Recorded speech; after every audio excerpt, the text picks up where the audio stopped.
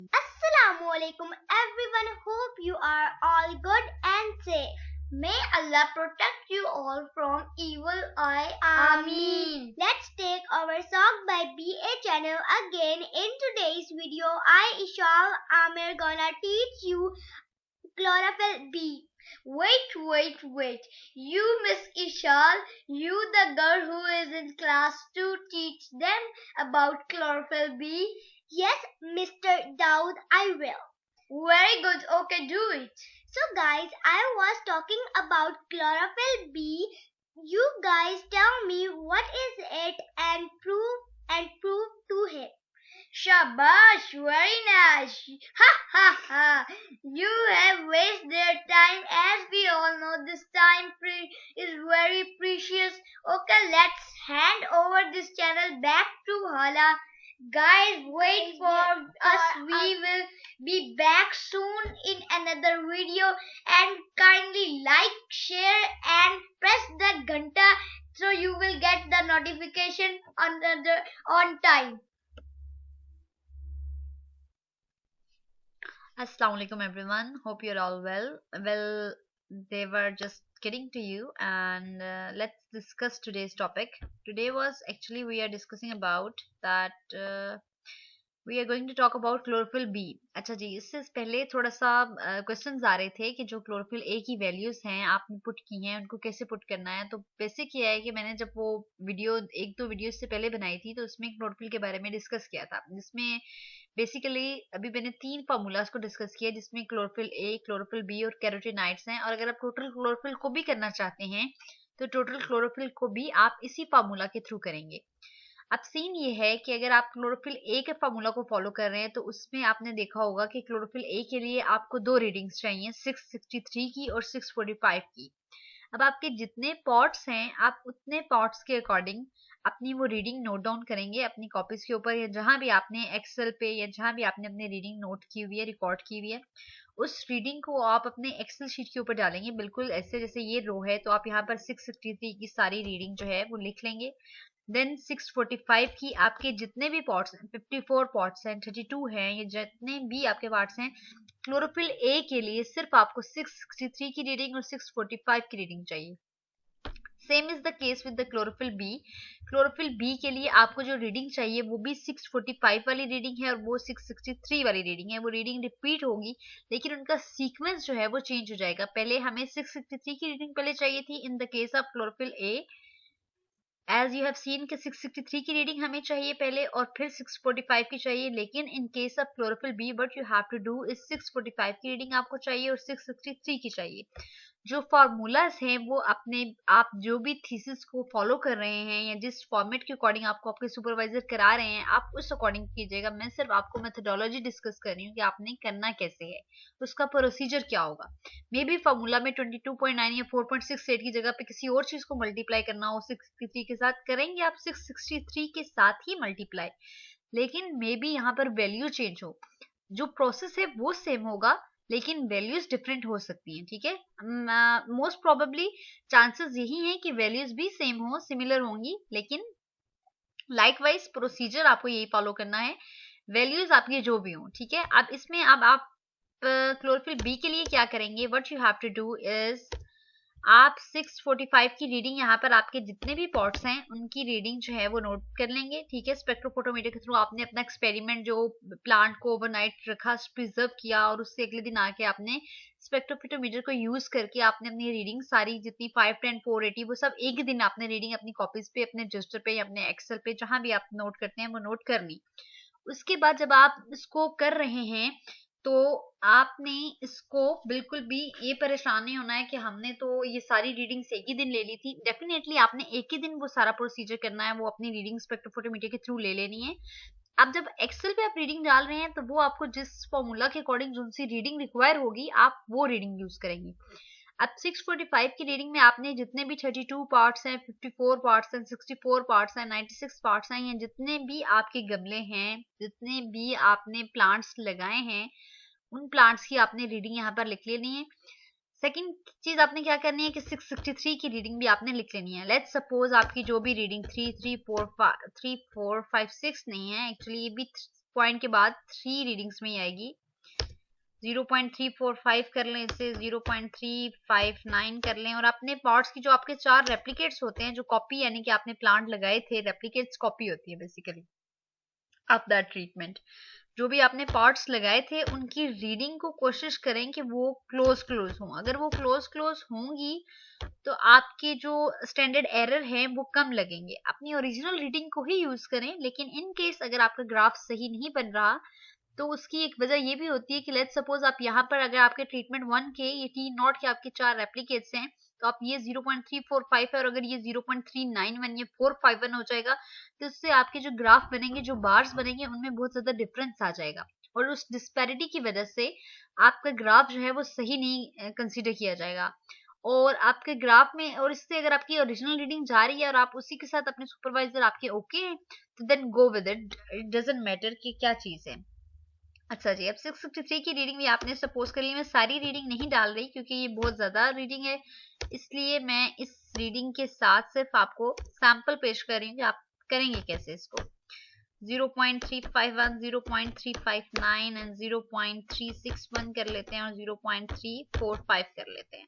अब आपने क्या करना है, इस फॉर्मूले में आपने 22.9 को आपने मल्टीप्लाई करना है। OD as usual doesn't mean anything, आपने मल्टीप्लाई करना है 645 के साथ। या हम पहली रो में से फॉर्मूला लिख लेते हैं। we are not following the formula, we have just started writing formula, ठीक है। 22.9 मल्टीप्लाई के साइन आपने कैसे डालना है, शिफ्ट का बटन होगा आपके लैपटॉप के ऊपर, कीबोर्ड को यूज करते हुए शिफ्ट और 8 जो डिजिट्स में 8 लिखा होता है जो नंबरिंग में, उसके ऊपर कुछ आपके पास सिंबल्स बने होते हैं, उस सिंबल्स में जो स्टार शेप सिंबल होगा आप उसको यूज करेंगे और शिफ्ट और 8 प्रेस करेंगे, ठीक है। अच्छा जी, शिफ्ट और 8 प्रेस करेंगे तो आपके पास मल्टीप्लाई का साइन आ जाएगा। उसके साथ आप लिखेंगे, अब आपने 22.9 को मल्टीप्लाई करना है 645 के साथ, फिर आपने 4.68 को मल्टीप्लाई करना है 663 के साथ, 4.68, फिर शिफ्ट और 8 प्रेस करेंगे और मल्टीप्लाई का साइन आ जाएगा आपके पास और 663 के साथ मल्टीप्लाई करेंगे। फिर उसका जो आंसर आता है उसको आपने मल्टीप्लाई करना है, पहले उनको आपस में पहले आपने क्या करना है, माइनस करना है, यानी कि इन दोनों को मल्टीप्लाई आपस में करने के बाद आपने इन दोनों वैल्यूज के आंसर को माइनस करना है। तो उसका मतलब है कि आपने ई को मल्टीप्लाई किया, ई कॉलम में आपने परफॉर्म किया कि आपने इसको सॉल्व किया, और एफ कॉलम में आपने परफॉर्म किया कि आपने इन दोनों को आपस में मल्टीप्लाई कर लिया। अब मल्टीप्लाई करने के बाद दैट मीन्स आप सिंपली फॉर्मूले में लिख सकते हैं कैप्स लॉक ऑन करके ई माइनस एफ, माइनस का साइन जो आपके कीबोर्ड पे बैक स्पेस के साथ प्लस और इक्वल टू के साथ वाला जो की नंबर है, नंबर लॉक है, उसमें माइनस का साइन है राउंड ब्रैकेट के बिल्कुल साथ, ठीक है। ई माइनस एफ करेंगे आप लोग, और ई माइनस एफ करने के बाद दैट मीन्स कि आप इन दोनों वैल्यूज को मल्टीप्लाई करने के बाद जो आंसर्स हैं उनको आपस में माइनस कर रहे हैं। ई माइनस एफ, अब आपके पास जो आंसर आया है that is considered as E minus F. उसके बाद उसका जो आंसर है उसको आपने मल्टीप्लाई करना है उस आंसर को वॉल्यूम के साथ, V which is considered as volume, जो कि क्लोरोफिल के केस में आप मोस्टली 10 ml वॉल्यूम बनाते हैं अपने टोटल सोल्यूशन का, तो वो वॉल्यूम विच इज 10 ml, वो देख लीजिएगा अगर चेंजिंग की आपने तो वो 10 ml से अबव होगा, लेकिन मोस्ट प्रोबेबली नियरली 10 ml ही होता है, ठीक है। तो आपने यानी कि ई माइन जी कॉलन है, अब तो जी कॉलन को आपने मल्टीप्लाई करना है, जी मल्टीप्लाई बाय जी, यानी कि वो जो आंसर है वो जी है और जी को आपने मल्टीप्लाई कर देना है वॉल्यूम के साथ। अब जो आंसर आया उसको डिवाइड करना है आपने 1000 के साथ, मल्टीप्लाई करने के बाद जो भी आपके पास आपके पास आंसर है आपने उसको डिवाइड करना है 1000 के साथ। तो वो जो आंसर है वो आपके पास एच कॉलन है, तो एच कॉलन को आपने मल्टी डिवाइड करना है विच इज द शिफ्ट के साथ जो बटन है उसमें स्लैश का साइन है which is considered as the divide sign, आपने 1000 के ऊपर डिवाइड कर दिया। उसके बाद ये जो आंसर है उसको आपने मल्टीप्लाई करना है W के साथ विच इज वेट, और प्लांट के वेट जो है, जब भी आप प्लांट का वेट लेते हैं तो अगर आप कंसीडर करें कि अगर आपके प्लांट्स बड़े हैं तो आप जो है वो वेट जो है वो 0.5 लेंगे, और यहाँ अगर आप प्लांट बड़े हैं आपके बेसिकली तो आप जो है वो 2 या 3 लीफ ले लेंगे अपने प्लांट्स के which might be equal to 0, जब आप उनका वेट करेंगे तो वो 0.5 के इक्वल होंगे। और अगर आपके प्लांट्स जो वो लीव्स हैं वो छोटे हैं तो आप मे बी मैक्सिमम 3 या 4 लीव्स लेंगे जिनका वेट जो है वो इक्वल होगा 1 ग्राम के। अब ये भी है कि आप जिस थीसिस को या जिस सुपरवाइजर के फॉर्मूला को या जिस पेपर को आप फॉलो कर रहे हैं और उसमें इतना वेट लिया गया लीफ का, तो आप अगर वो ले रहे हैं तो it's all up to you, आप जितना वेट लेंगे फिर आपने उसके साथ उसको मल्टीप्लाई करना है।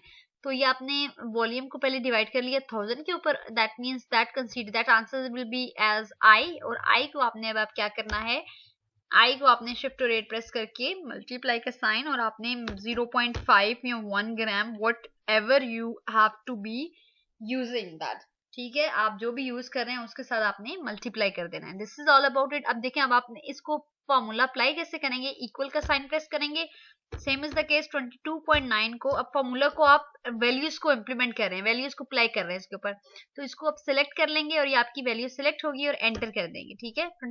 22.9 को आपने बेसिकली मल्टीप्लाई कर दिया 645 के साथ। अब हर दफा आप इसको मल्टीप्लाई नहीं करेंगे, आप सिंपली जितने भी आपके पार्ट्स होंगे आप वहां तक अपनी वैल्यूज को ले जाएंगे, ठीक है, और आपका आंसर निकल आएगा। आप दोबारा से इक्वल टू का साइन, फॉर्मूले में वैल्यूज पुट करेंगे, 4.68 को आपने मल्टीप्लाई करना है 663 के साथ। अब 663 की वैल्यूज को लेंगे, सिलेक्ट करेंगे और एंटर कर देंगे। अब आपके पास जितनी इसकी वैल्यूज होंगी वहां तक एक्सटेंड कर देंगे। अब ई माइनस एफ क्या है कि इन दोनों को आपस में माइनस करना है, तो इक्वल टू का साइन आपने 22.9 को 645 के साथ मल्टीप्लाई करने के बाद इसको माइनस करना है आपस में, तो माइनस इसको मल्टीप्लाई करने के बाद आपस में इसको मल्टीप्लाई करना, माइनस करना है, तो इसकी वैल्यू को सिलेक्ट कर लिया विच इज दिस, ठीक है। बाकी में सिर्फ आपने फॉर्मूला अप्लाई करना है और फॉर्मूले की वैल्यूज पुट करनी है। उसके बाद आपने अब G minus G multiply by volume है, जी ये है हमारे पास, और मल्टीप्लाई कर देना है आपने किसके साथ, वॉल्यूम के साथ विच इज 10 ml। आपने एंटर कर दिया, आपके पास वैल्यू आ गई, और फिर आपके पास इक्वल टू का साइन, आपने वैल्यू लगाई और डिवाइड कर दिया 1000 के ऊपर, एंटर कर दिया, और फिर आपके पास जो भी आंसर आया इक्वल टू का साइन लगाया आपने, आपके पास जो वैल्यू आई उसको मल्टीप्लाई कर दिया, इन वैल्यूज को भी आपने 0.5 के साथ, और एंटर कर दिया आपने, ठीक है। This is all about it. और ये जो आई वाली आपकी वैल्यू होगी ये बेसिकली ये जीरो इसलिए आ रहा है कि यहाँ पर अब मैंने सॉल्व नहीं किया होता, वो वैल्यूज को एक्सटेंड नहीं किया हुआ था। जैसे ही मैं वैल्यूज को एक्सटेंड करूंगी मेरी वैल्यूज ऑलरेडी पुट होना शुरू हो जाएंगी।